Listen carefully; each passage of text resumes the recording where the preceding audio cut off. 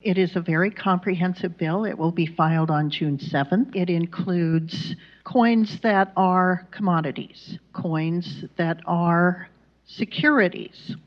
It includes stable coins. It includes a discussion of CDBCs, and consistent with what we heard earlier, and a small nod to NFTs. It includes algorithmic as well as asset-backed stablecoins. It includes definitions, consumer protection, privacy, taxation, and several other components of the discussion as it relates to all this using the existing regulatory framework. So as you can see, it's a long bill. It's comprehensive. We've had it vetted for months. Michael Saylor was one of our first set of eyes on it, of course, because his expertise is longstanding. And we want to make sure that we have lots of input before we file it. It's going to accelerate good regulation. Not all regulation is bad regulation. If you go to CoinMarketCap, there's 19,500 cryptos out there, and there's massive confusion. And a shakeout in the industry would be advantageous because the average mere mortal doesn't have time to study 19,500 cryptocurrencies. Welcome back, everybody, to Altcoin Daily. The reason why you subscribe to our channel is because on a daily basis, we keep you informed. Everything you need to know in crypto, we break it down, we make it easy to understand. If you appreciate that, smash the like button and let's jump right in. If you hold altcoins, this is information you need to know about. One of the largest pieces of crypto legislation will be introduced this Tuesday, June 7th, and this is monumental. It includes definitions of which coins are commodities, which coins are securities, stablecoins, CBDC framework, and NFT direction. This legislation will probably be very good for Bitcoin. This legislation might be good for crypto in general. However, this legislation might be horrendous for altcoins. Let's dive into why you should be paying attention to this. First of all, the senator who is introducing this bill and spearheading this bill is Senator Cynthia Lummis, Republican from Wyoming. She's introducing the legislation on Tuesday. The plan is to integrate crypto into the financial system. This sounds bullish, right? I would say Senator Cynthia Lummis from Wyoming has largely been very positive for Bitcoin and crypto thus far. She seems to really understand Bitcoin. She seems to be a big Bitcoin bull, and she seems to be taking a rather hands-off or more libertarian-esque approach to crypto, which I think is smart. We should not over-regulate at this time. The problem, however, it's not just Cynthia Lummis who is introducing this bill. A lot of different hands have touched this bill and helped with the wording. Recently, the Heritage Foundation hosted a panel with everyone who worked on or influenced the legislation. Ted Cruz, Cynthia Lummis, Caitlin Long, Michael Saylor. The issue is, every person on this panel heavily favors Bitcoin, which in itself isn't necessarily a problem, but if you're more Bitcoin maximalist-esque, this might not be very good for altcoins and crypto. The legislation being written and introduced is by a group of Bitcoin maxis, horrendous for other L1s. So let's dive into the panel so you can understand which hands touched this legislation, and then we'll actually look at parts of the legislation that got leaked. Well, the first person on the panel, everybody's favorite DGen. The earliest set of eyes on the language was Michael, there is no second best, Saylor. Need I say more? His opinion on crypto is very clear. It's securities and Bitcoin is the most ethical and the most whatever. The second pair of eyes, we have Ted Cruz, Republican of Texas. To understand where Ted Cruz is coming from, and again, I think up until this point, Ted Cruz has been very positive for Bitcoin and crypto, understanding that he doesn't really understand it and trying to have other politicians understand they don't understand it. Again, he doesn't want to overregulate it, which is good, but is he more biased for Bitcoin? A quick history lesson.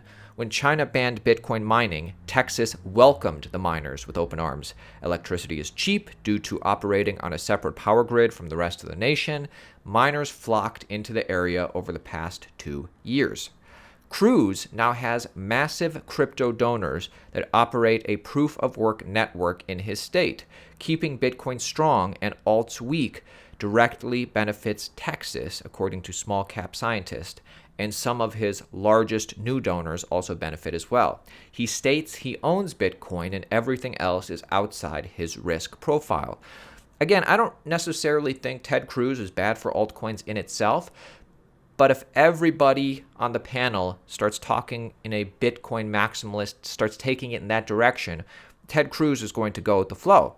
Moving on to another person who touched this legislation, Caitlin Long, blockchain consultant from Wyoming.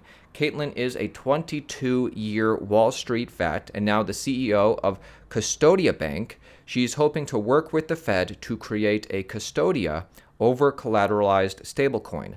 Slowing DeFi momentum is in her best interest, according to small cap scientist.